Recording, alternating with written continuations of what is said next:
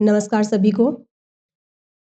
Topic चल रहा था अपना संधि और संधि की अपनी अपन ने पिछली कक्षा में जो है उसके बारे में बेसिक सी जानकारी हासिल की और उस बेसिक सी जानकारी के चक्कर में एक छोटी-सी मानवीय भूल मुझसे हुई, जिसका सुधार जो है अगले या फिर ये अपना जो टॉपिक है खत्म होने के बाद में एक अलग ही वीडियो बनाकर उस टॉपिक पर किया जाएगा। वो जो थी वर्णों की काउंटिंग में थी मिस्टेक।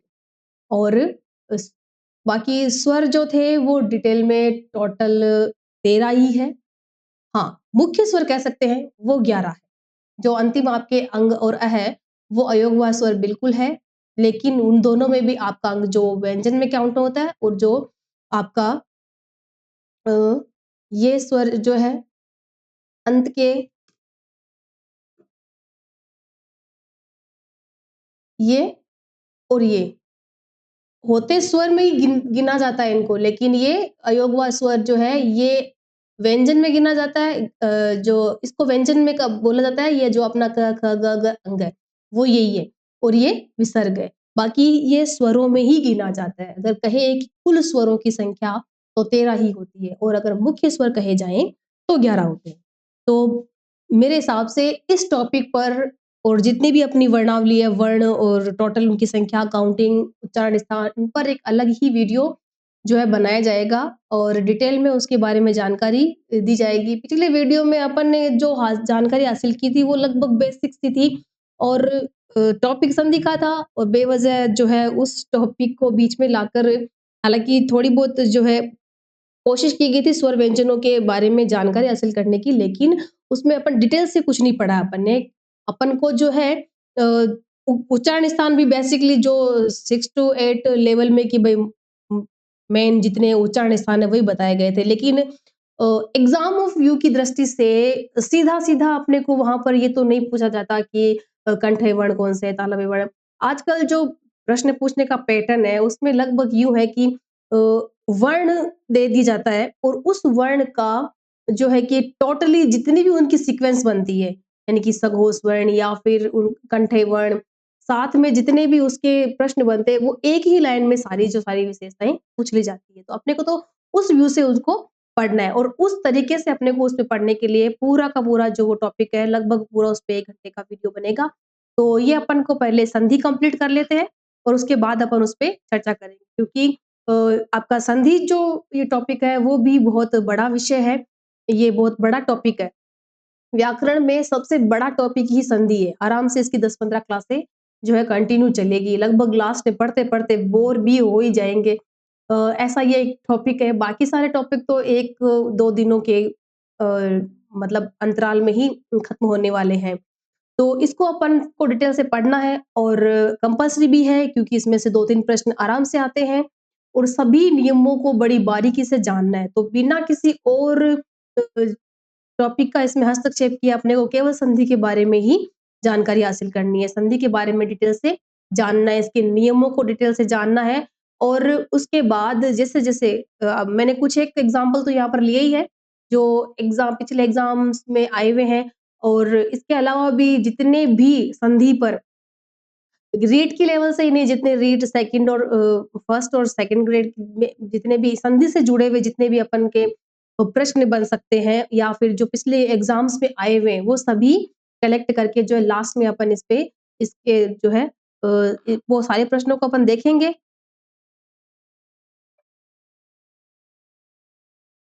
उनके बारे में अपन उनको सॉल्व करेंगे और अभी जो मैंने कुछ एक एग्ज़ाम्पल लिए हैं, वो भी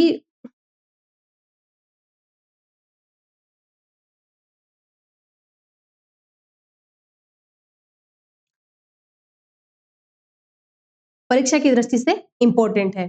तो अपन इन उदाहरणों के माध्यम से संधि का जो अपना टॉपिक चल रहा था, अपन स्वर संधि का प्रथम भेद, दीर्घ संधि कर रहे थे। तो उससे जुड़े हुए मुख्य-मुख्य जो उदाहरण है मैंने यहाँ पे लिए और इन उदाहरणों के माध्यम से अपन जो है दीर्घ संधि को विस्तार से पढ़ेंगे। और पाँचों भेदों का जो शॉर्ट ट्रिक थी वो अपन ने कल पढ़ ही ली। पिछली क्लास में अपन ने पढ़ी है। तो संधि अपने टॉपिक चल रहा है और संधि में स्वर संधि अपन पढ़ रहे हैं। स्वर संधि का विभेद अपन जो पढ़ रहे थे वो है दीर्घ संधि। दीर्घ संधि के नियम के बारे में अपन ने पढ़ा कि समान स्वरों का मेल। क्या पढ़ा था? समान स्वरों का मेल। समान स्वर में ए या आ अगर संधि विच्छेद करते हैं तो आपके जो प्रथम और द्वितीय पद आपके जो निकल कर आते हैं उनमें प्रथम शब्द का अंतिम वर्ण और अंतिम या द्वितीय शब्द का प्रथम वर्ण, इन दोनों में ए या आ हो तो आपका आ, और ई या दीर्घ ई हो तो दीर्घ ई, ऊ अथवा ऊ हो तो दीर्घ ऊ। इस प्रकार इन तीनों के बारे में अपन ने उधर नियम में पढ़ा कि आ दीर्घ ई दीर्घ ऊ बराबर दीर्घ संधि, ए ओ अर या री ये गुण संधि, ऐ औ ये वृद्धि संधि। इस प्रकार स्वरों का विभाजन भी अपन ने पढ़ा और एक दूसरे से इनका कोई मैच भी नहीं है। लास्ट में बचे आपके अंग और अह। यह स्वर है लेकिन ये अयोगवा है और ये स्वर है अंग, इसको बोला जाता है जो व्यंजन है, और ये आपका विसर्ग जब इसका योगदान है। इधर इन दोनों का कोई योगदान नहीं है। तो दीर्घ संधि के बारे में, इस नियम के बारे में अपन ने कल पढ़ा, एक दो एग्जाम्पल भी अपने सॉल्व किए। अब आइए विस्तार से एक एक करके इन पर सभी पर चर्चा करते हैं। तो दीर्घ संधि पर चर्चा करते हुए हमारे सामने कुछ एक एग्जाम्पल है, इन एग्जाम्पलों को अपन सॉल्व करते हैं। सबसे पहला उदाहरण है रत्नाकर। शब्द है हमारे सामने रत्नाकर, इसका पर्यायवाची है, इसको कहते हैं समुद्र को। तो रत्नाकर शब्द जो है इसको संधि विच्छेद करेंगे तो शब्द हमारे सामने आया रत्न धन। ठीक है, ये प्रथम शब्द का अंतिम वर्ण और ये द्वितीय शब्द का प्रथम वर्ण, दोनों ए धन आ बराबर इसका निर्माण हुआ आ। द्वितीय शब्द है हमारे सामने परमावश्यक। परमावश्यक शब्द का संधि विच्छेद करेंगे तो शब्द हमारे सामने निकल कर आया परम धन आवश्यक। परम धन आवश्यक। परम में मात्रा ए की और आवश्यक में भी आ की, तो ए धन आ मिलकर मात्रा बनी आ की। ठीक है, अगला अपना शब्द है मुक्तावली। संधि विच्छेद करेंगे इस शब्द का तो शब्द बना मुक्ता धन अवली, यानी मोतियों की माला। मुक्ता, ता में मात्रा है आ और अवली में भी ए की मात्रा, तो आ और ए के योग से बना आपका आ। ठीक है, अगला शब्द है अपने सामने कवितावली। कवितावली शब्द का जब अपन संधि विच्छेद करेंगे तो शब्द बना कविता धन अवली। कविता में आ की मात्रा और अवली में ए की मात्रा, तो आ धन ए मिलकर बना आ। ठीक है, अगला शब्द है हमारे सामने कारावास।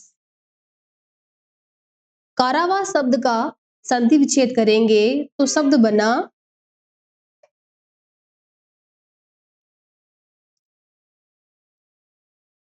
कारा धन आवास। रा में आ की मात्रा और आ हमारे सामने उपस्थित है ही, आ धन आ निर्माण हुआ आ का। अगला शब्द है हमारे सामने छात्रावास। छात्रावास शब्द का संधि विच्छेद करेंगे तो शब्द है हमारे सामने छात्र धन आवास। त्रय में मात्रा किसकी है? ए की और आवास में आ की, और निर्माण हुआ आ का, दोनों वर्ण मिलकर बने आ। अगला शब्द है आत्मावलोकन। अब आत्मावलोकन शब्द में मान लो और आपसे विच्छेद पूछा जाए तो ऑप्शन में आत्माधन अवलोकन और आत्मधन अवलोकन लगभग जो है इन दोनों में कंफ्यूजन होता है। तो अगर अपने को इसका अर्थ पता हो तो उसके अकॉर्डिंग भी अपन इसका संधि विच्छेद कर सकते हैं। जैसे आत्मावलोकन यानी स्वयं का अवलोकन, स्वयं की आत्मा का अवलोकन, लेकिन यहाँ पर स्वयं का अवलोकन अर्थ अगर पता है तो स्वयं मतलब आत्म, तो जाहिर सी बात है फिर हम आत्म को ही चुनेंगे। आत्मधन अवलोकन, खुद को अवलोकन यानी देखना, स्वयं के अंदर झांकना। तो मैं में एक ही मात्रा और अवलोकन में भी एक ही मात्रा, बना धन योग बना आ की मात्रा।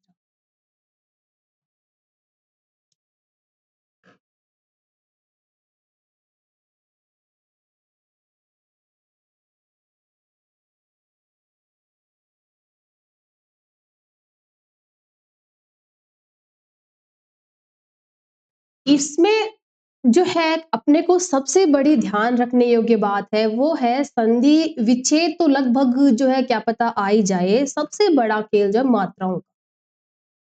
कंफ्यूज क्या करती है, कभी-कभी हमें शब्द का संधि विच्छेद ज्ञात होता है, लेकिन कंफ्यूजन होती है मात्राओं में, छोटी-बड़ी की क्योंकि लिखने में कभी-कभी वो क्या, क्योंकि कुछ शब्द जो है हमारे लिखने की कंटिन्यूटी में रहते हैं, तो उन शब्दों में तो फिर भी अपन जो है मात नहीं खाते। कुछ ऐसे शब्द होते हैं जो हमारे लिखने में कंटिन्यूटी में नहीं रहते या बोलने में उनका उच्चारण में इतना अपने जो है योगदान नहीं रहता।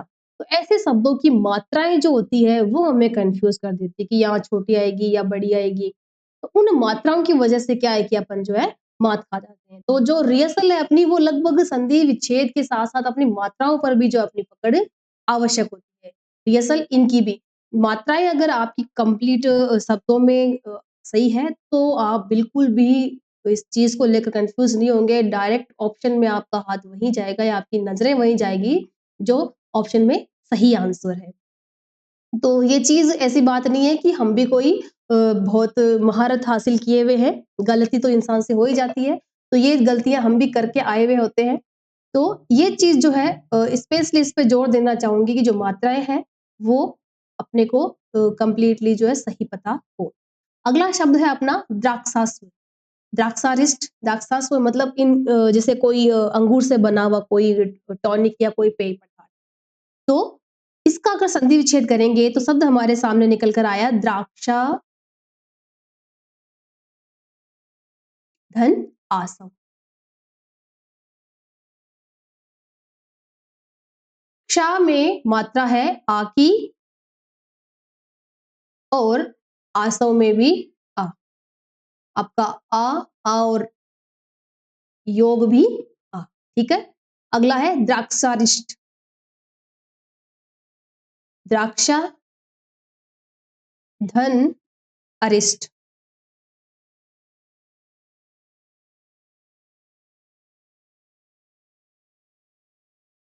क्ष में आ की मात्रा लेकिन इस बार ए है, तो आ और ए योग बराबर, ठीक है। अगला शब्द है प्राप्तिच्छा, शब्द है हमारे सामने प्राप्तिच्छा। संधि विच्छेद करेंगे तो संधि विच्छेद बना प्राप्ति धन इच्छा, ठीक है। प्राप्ति ई में छोटी ई की मात्रा और इच्छा में भी लघु ई, लघु ई बराबर अपना दीर्घ ई, ठीक है। अगला शब्द है हमारे सामने अभिप्सा। अभिप्सा शब्द का संधि विच्छेद करेंगे तो शब्द हमारे सामने है अभी धन इप्सा। अभी भी में लघु ई की मात्रा और इप्सा में दीर्घ ई की मात्रा। इप्सा, इप्सित, ईश्वर, ईश, इन सब में हमेशा मात्रा ई की जो है बड़ी दीर्घ ही रहेगी। बराबर जो है निर्माण हुआ दीर्घ ई का। विपसित, विपसित शब्द का जब संधि विच्छेद करेंगे तो शब्द है हमारे सामने वी धन इप्सित। लघु ई, वी में लघु ई और इप्सित में दीर्घ ई। लघु ई दीर्घ ई बराबर दीर्घ ई। ठीक है। अगला शब्द है हमारे सामने धर्मात्मा। धर्मात्मा शब्द का जब अपन संधि विच्छेद करेंगे तो शब्द हमारे सामने आया धर्म धन आत्मा। धर्म, मैं में मात्रा किसकी है? ए की और आत्मा में आ की। ए और आ के योग से बना आ। ठीक है। अगला शब्द है हमारे सामने रामावतार। रामावतार शब्द का संधि विच्छेद करेंगे तो शब्द हमारे सामने है राम धन अवतार। ठीक है। राम, मैं में किसकी मात्रा है? ए की और अवतार में भी ए की। तो ए और ए के योग से आप निर्माण हुआ आ का। ठीक है। शब्द है अगला दैत्यारी। दैत्यारी, अब इसमें है या की मात्रा। इस य को देखकर लगभग जो है कंफ्यूजन हो ही जाती है कि क्योंकि य का जो अपने योग है वह यण संधि में, कि अगर ई या ई के बाद कोई असमान स्वर हो तो वो किसमें तब्दील हो जाता है? य में। तो इधर जो है इसका संधि विच्छेद करेंगे दैत्य धन अरि। तो ये य में देखो ए और इधर भी ए और दोनों मिलकर बना या। तो ये जो अपना उदाहरण है वो दैत्यारी किसका है? दीर्घ संधि का, ना कि यण संधि का।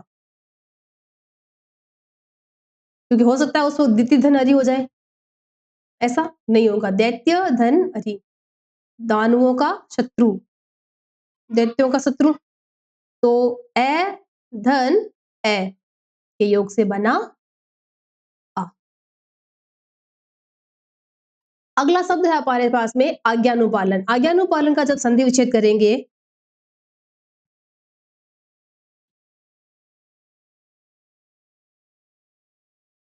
तो शब्द बना आज्ञा धन अनुपालन।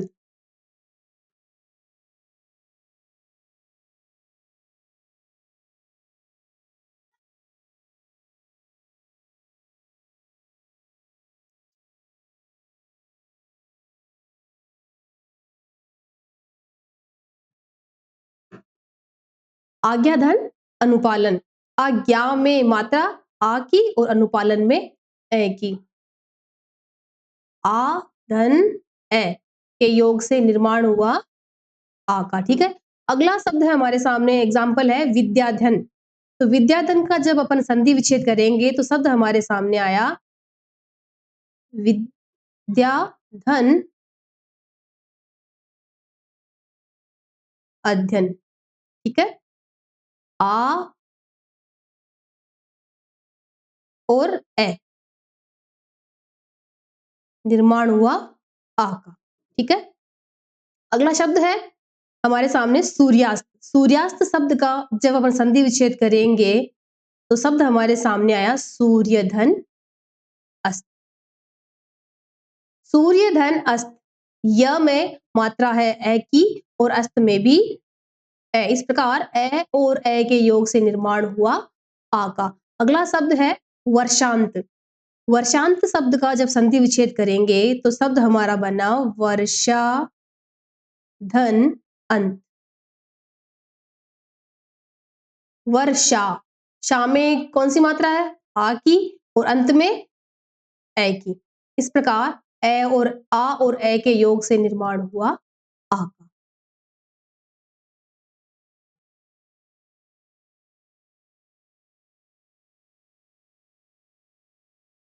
अगला एग्जाम्पल है प्रतीक्षा। प्रतीक्षा शब्द का जब संधि विच्छेद करेंगे तो शब्द हमारे सामने निकल कर आया प्रति धन इच्छा।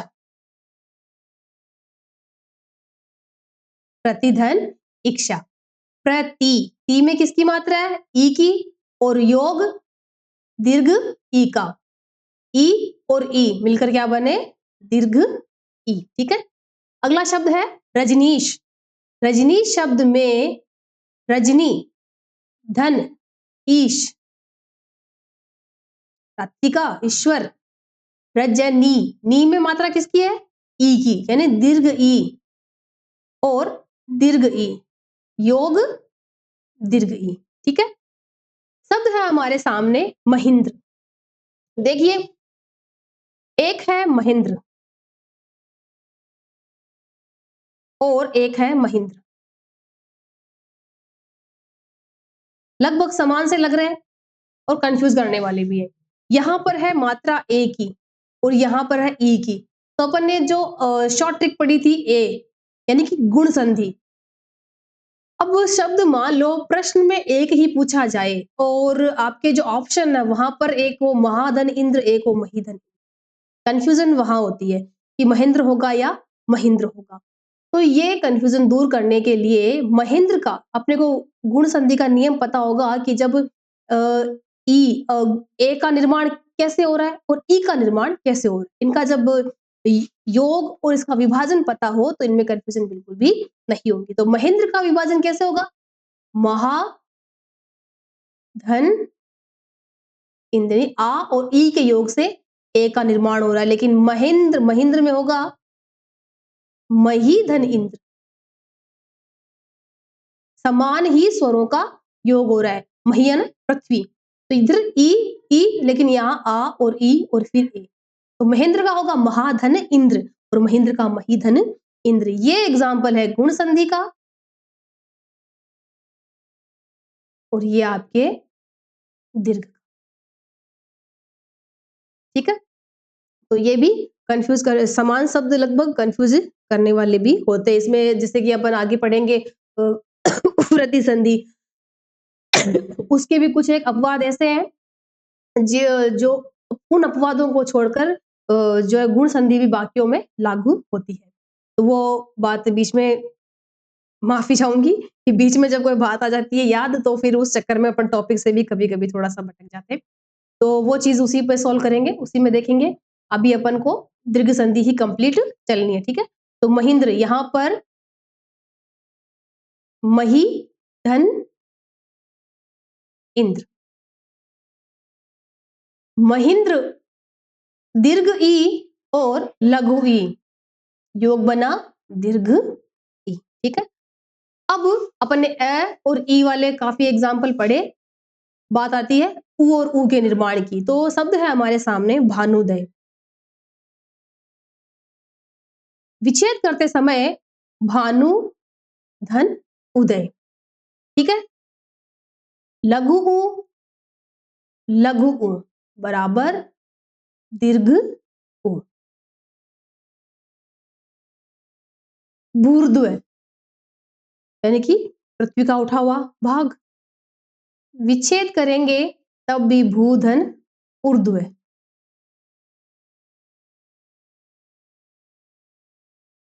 दीर्घ उ बराबर दीर्घ उ बराबर दीर्घ उ, ठीक है। अगला एग्जाम्पल है सिंदूर में। सिंदूर में शब्द का संधि विच्छेद करेंगे तो शब्द हमारे सामने है सिंधुधन उर्मी, ठीक है।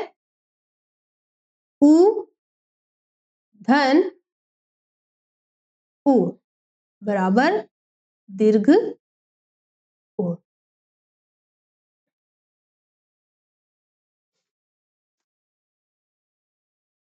शब्द है अगला अपने सामने वधुल्लास।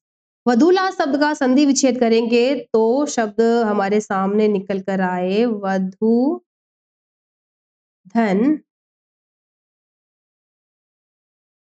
उल्लास, ठीक है।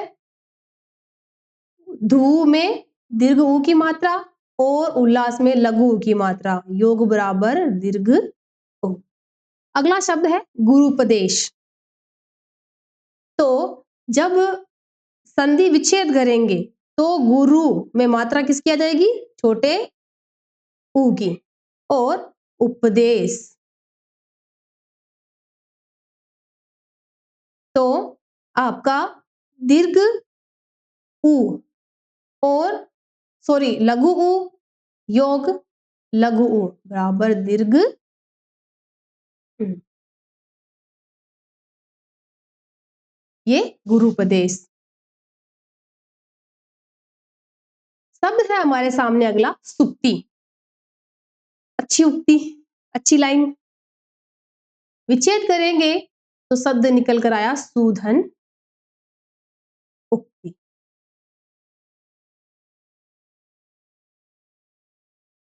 दीर्घ ऊ, लघु ऊ, लघु ऊ बराबर दीर्घ ऊ। स्वयंभूदय शब्द है हमारे सामने स्वयंभूदय। स्वयंभूदय शब्द का संधि विच्छेद करेंगे तो शब्द निकल कर आए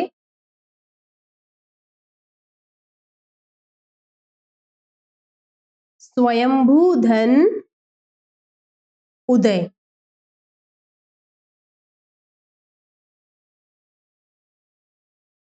ऊधन, ऊधन, ऊधन, ऊधन, ऊधन, ऊ धन ऊ बराबर दीर्घ ऊ। ठीक है।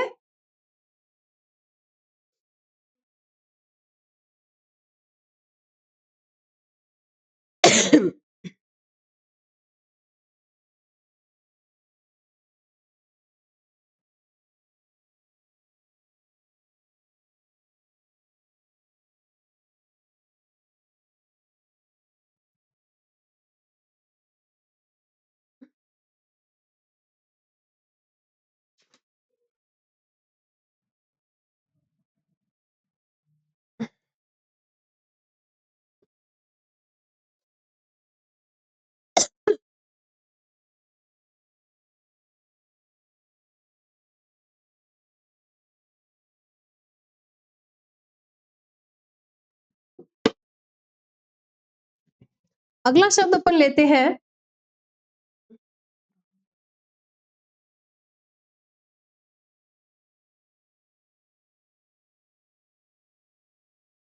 स्वयंभू। स्वयंभू दे अरे स्वयंभू, सॉरी सॉरी सॉरी, स्वयंभू तो खुद ही अपने आप में बड़े हैं भाई। इसको हमने छोटा कैसे कर दिया।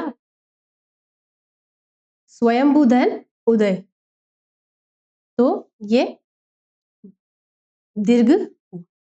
अगला शब्द है हमारे सामने वधुत्सव। वधुत्सव में भी वधु धन उत्सव।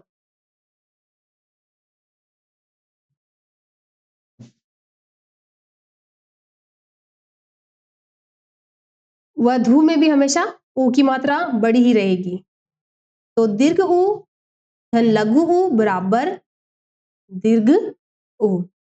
शब्द है अगला अपने सामने विद्युदय। विद्यु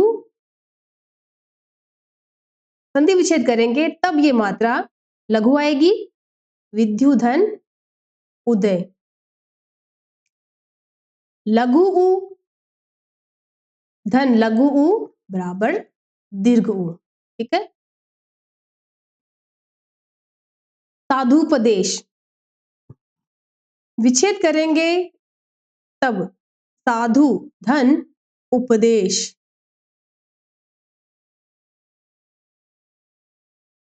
लघु ऊ धन लघु ऊ बराबर दीर्घ ऊ। शब्द है हमारे सामने लघुर्मी।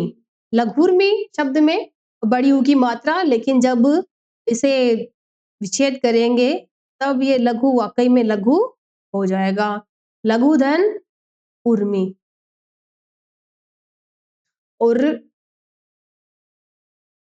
विच्छेद करते वक्त ऊ धन ऊ बराबर दीर्घ ऊ। शब्द है हमारे सामने चमुत्तम। चमु धन उत्तम। इस प्रकार दीर्घ ऊ धन लघु ऊ बराबर दीर्घ ऊ का जो है निर्माण हो रहा है। ये कुछ एक एग्जाम्पल अपन ने दीर्घ संधि के देखे।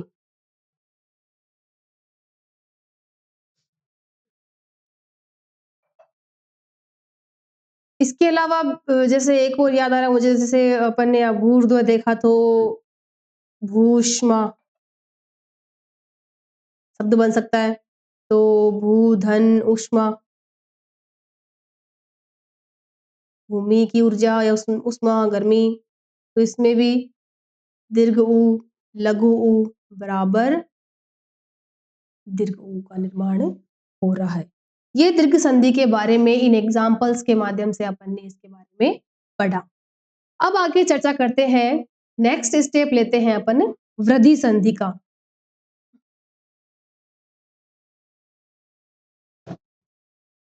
तो अगली चर्चा कर रहे हैं अपन वृद्धि संधि के बारे में।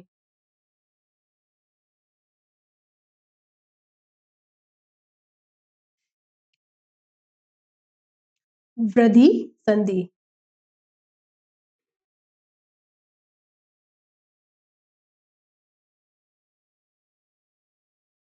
स्वर संधि का अगला भेद है वृद्धि संधि। और वृद्धि संधि के नियम में अपने शॉर्ट में अपन ने जाना था कि ऐ और औ,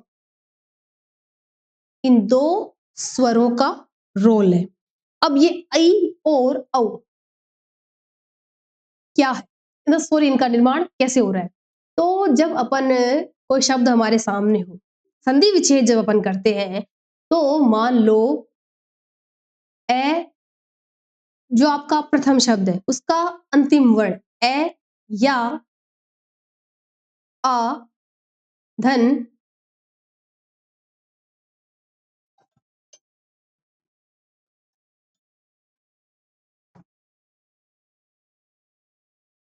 ए या आई हो, तो इसका निर्माण होता है आई का। ठीक है। और द्वितीय नियम औ का, जब आपके साथ सामने संधि विच्छेद करने पर प्रथम शब्द का अंतिम वर्ण ए या आ हो। ये तो अपन ने पढ़ा ही था कि कंटिन्यू शुरुआत में तो या फिर पहला शब्द जब विभाजन करेंगे तब ए या आ ही होगा, लेकिन उसके साथ इनकी कैटेगरी बदलती जाएगी। यहां पर आपके सामने ओ या औ कोई भी एक वर्ण होगा, तो औ।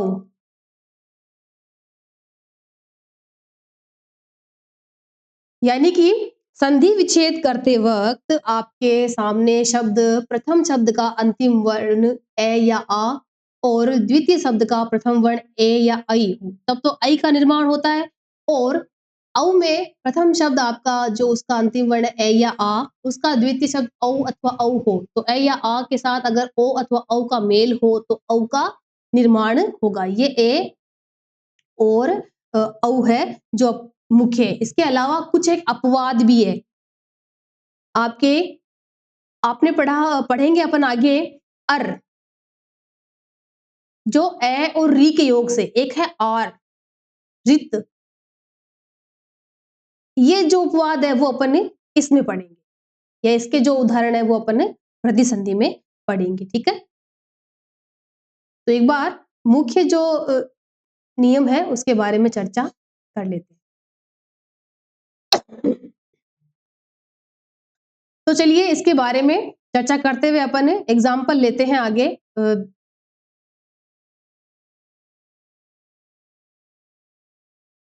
एग्जाम्पल हमारे सामने है, सबसे पहले एक एक, देखिए वैसे तो ये बहुत इजी सा है लग रहा है मुझे, क्योंकि इसमें देखो ये मात्रा है ना अपने आप में, ये खुद ही हमें इंगित कर देती है कि हम तो भाई साहब वृद्धि संधि के मेहमान है।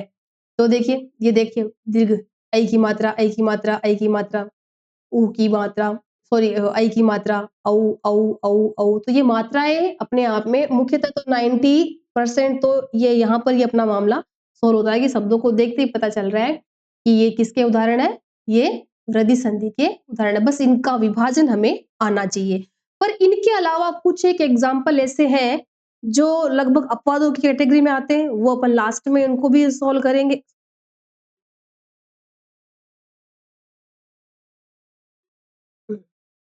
उनको भी अपन देखेंगे।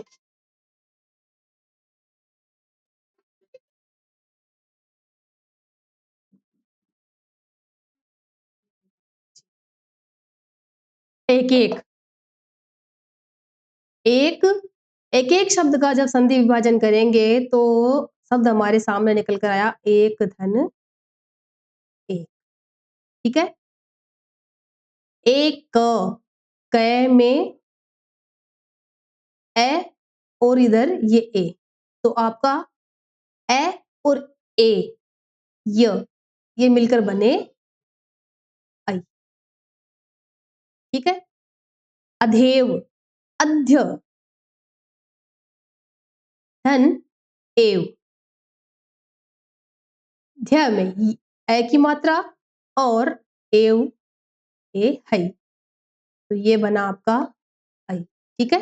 देवेश्वर्य, देवेश्वर्य इस शब्द का अपन संधि विच्छेद करेंगे तो शब्द हमारे सामने निकल कर आया देव धन ऐश्वर्य, देव धन ऐश्वर्य, व में ए की मात्रा और योग ऐ बराबर दीर्घ ए। मतेक्य शब्द है हमारे सामने, मतेक्य, तो मत धन ऐक्य, मत धन ऐक्य शब्द है हमारे सामने, मत धन ऐक्य।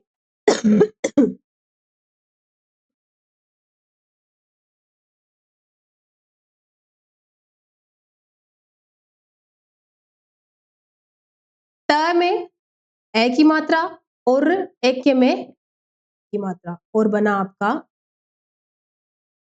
सॉरी ये तो अपने आप में ही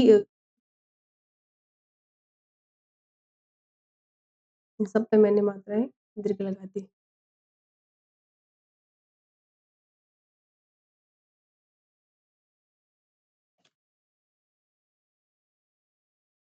दो दो मात्राएं लगाते लगाते आदत हो रही है, ये दीर्घ ए ही है। शब्द है हमारे सामने सदैव, सदा धन एव, ठीक है? शायद आ की मात्रा और एव में ए की मात्रा और योग बना आपका दीर्घ ए का। अगला शब्द है हमारे सामने महेश्वर्य, तो महा धन जैसे देवेश्वर्य वैसे ही महेश्वर्य, ऐश्वर्य, आ धन ए, योग दीर्घ ए, ठीक है? अगला है वसुधैव, वसुधा धन एव, तो आ योग ए बराबर, ठीक है? एग्जाम्पल है अपने सामने अगला जलोध, जलोध शब्द का जब अपन संधि विच्छेद करेंगे तो शब्द हमारे सामने है जल धन औध,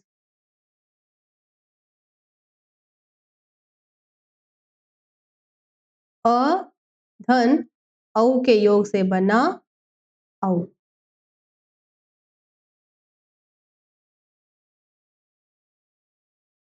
जलौध, जलौध, ओध ओध ओध ओध में मात्रा ओ ही आती है।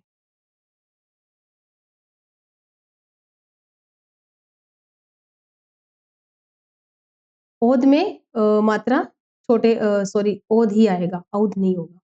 अगला है महोषधि, महोषधि शब्द का संधि विच्छेद करेंगे तो शब्द हमारे सामने निकल कर आएगा महाधन औषधि, इसमें बड़ा, तो महा, आ में आ की मात्रा और औषधि में औ की मात्रा और इन दोनों के योग से निर्माण हुआ औ का। वैसे ही जैसे मौषधि वैसे ही वनौषधि, उसका भी वन धन औषधि और नय में अ की मात्रा और औषधि में औ, वन अ और औ मिलके बना औ।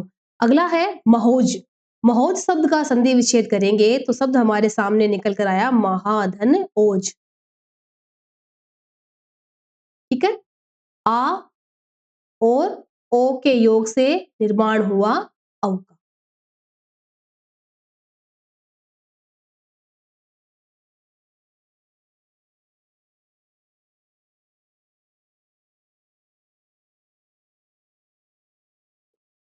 शब्द है हमारे सामने आगे महिरावत।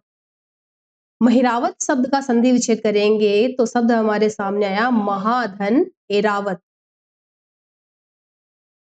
महाधन एरावत। महा में आ की मात्रा और एरावत में, ठीक है, और निर्माण हुआ दीर्घ ए का। शब्द है हमारे सामने विश्वक्य। तो विश्व धन ऐक्य। विश्व ए धन ऐक्य। दीर्घ ए बराबर दीर्घ ए, ठीक है। हितैषी, हित धन ऐसी। त त में ए और लघु ए बराबर दीर्घ ए, ठीक है। लोकेशणा, लोक धन ऐषणा। क में ए की मात्रा और ऐषणा में लघु ए, निर्माण हुआ दीर्घ ए का। एक है शब्द हमारे सामने देवोद्दार्य। देव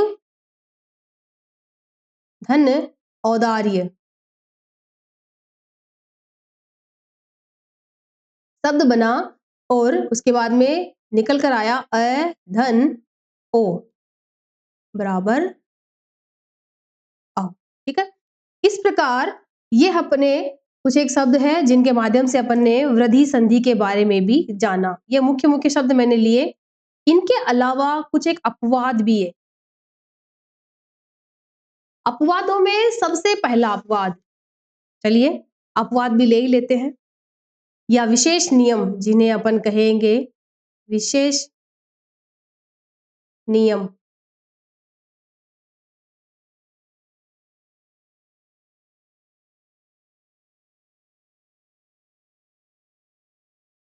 सबसे पहला शब्द लेते हैं प्रौढ़।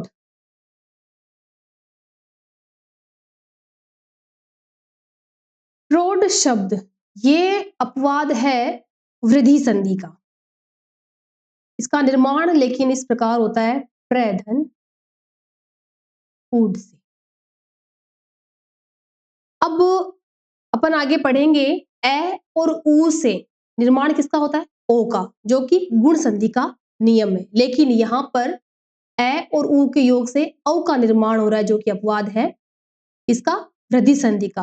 अब इसके साथ ये अपवाद है, लेकिन इसमें नियम है कि अगर प्रौढ़ प्रधन ऊड के योग से प्रौढ़ का निर्माण हो रहा है, लेकिन अगर इसमें प्रधन ऊड और कोई प्रत्यय अगर लगा हो तो फिर वो गुण संधि का एग्जाम्पल हो जाएगा। ठीक है, समझ में आ रहा है। मान लो कि ये प्रौढ़, इसका ये विभाजन अपन ने पढ़ा, ये एग्जाम्पल, ये नियम है वृद्धि संधि का। लेकिन अगर मैं ये लिखूं प्रौढ़वती, तब ये एग्जाम्पल जो है, ये उदाहरण जो है गुण संधि में, गुण संधि के अंतर्गत आएगा, क्योंकि इसके आगे जो है ती प्रत्यय लग गया। और फिर इसका विभाजन जो है कुछ इस प्रकार होगा प्र धन ऊढ़वती। इस प्रकार ये नियमावली के अंतर्गत चलेगा। यानी कि ये अपवाद वैसे दीर्घ वृद्धि संधि का है, पर अगर इसके साथ प्रत्यय लगा हो तो ये किसमें आ जाएगा, ये गुण संधि का उदाहरण बन जाएगा। दूसरा नियम है अपना एक स्व शब्द के साथ, स्व शब्दांश के साथ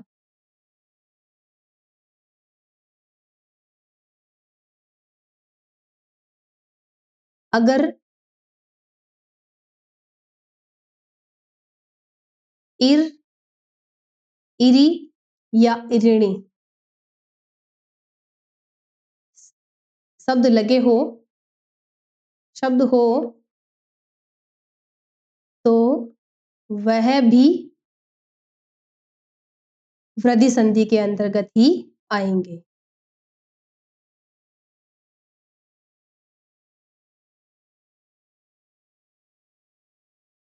या वृद्धि संधि के ही अपवाद होंगे। ए वैसे तो अगर मान लो देखो स्व और ई, ए और ई के योग से अगर ए का निर्माण हो रहा है तो वो क्या है? गुण संधि है। लेकिन अगर मान लो लिखा हो स्वेधन इर, तो शब्द बनेगा स्वेर। ए नहीं बनेगा, आई बनेगा। मतलब इच्छानुसार गमन करना। स्वेर का अर्थ होता है इच्छानुसार गमन करना। इच्छानुसार गमन करना।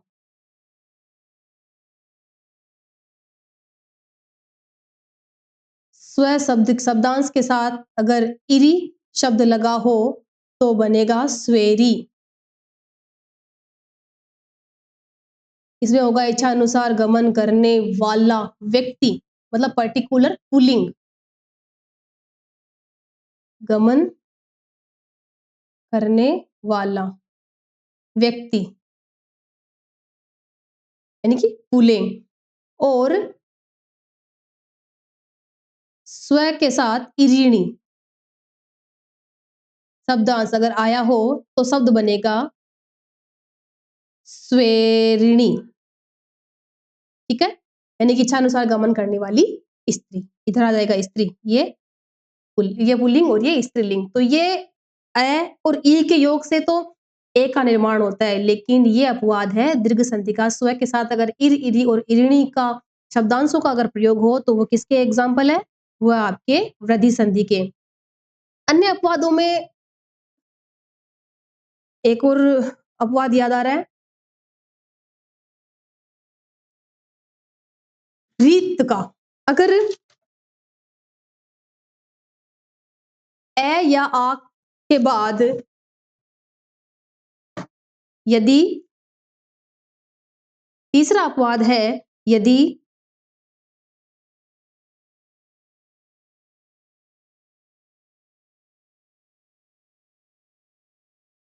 ए या आ के साथ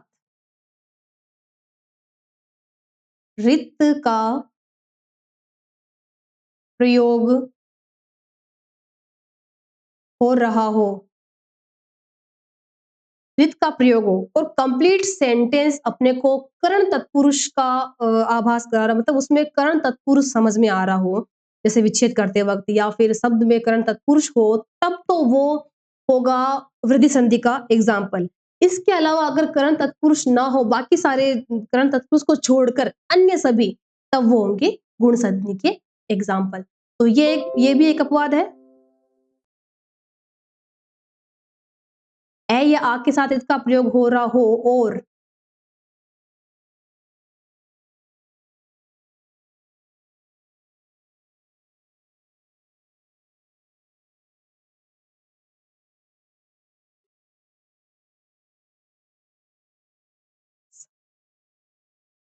पद में कर्ण तत्पुरुष हो। क्या हो? कर्ण तत्पुरुष हो। बन रहा हो या कर्ण तत्पुरुष हो, तो वहां हो तो वहां भी वृद्धि संधि होगी।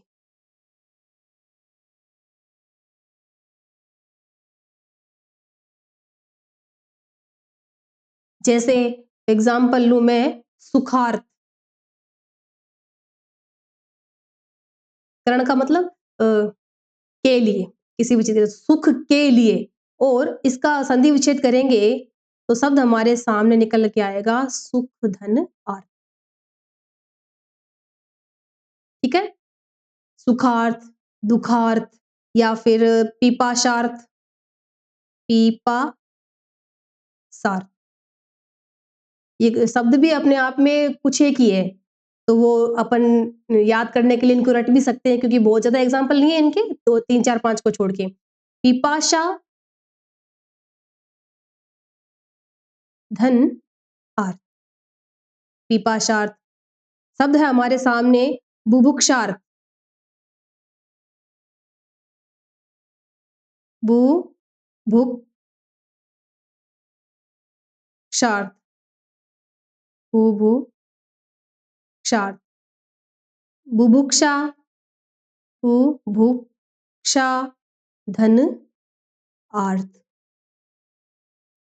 शब्द है हमारे सामने सुधार्थ।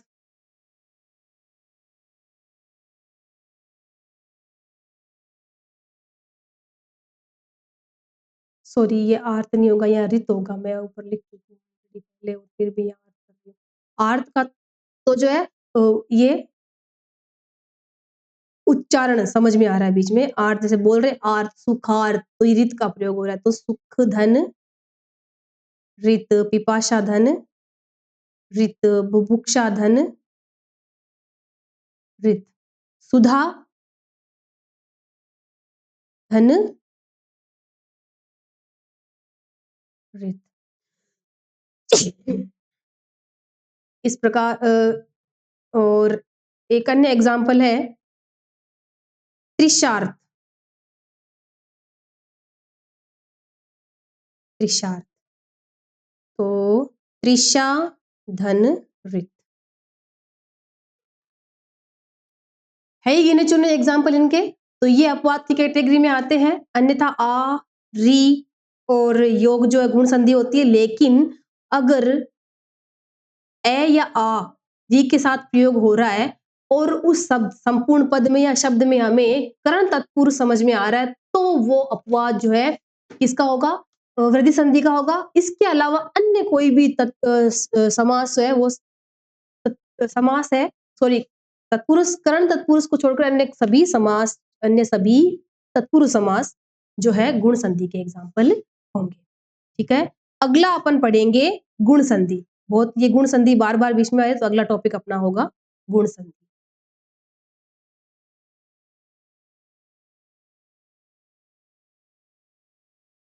हाँ, एक मिनट।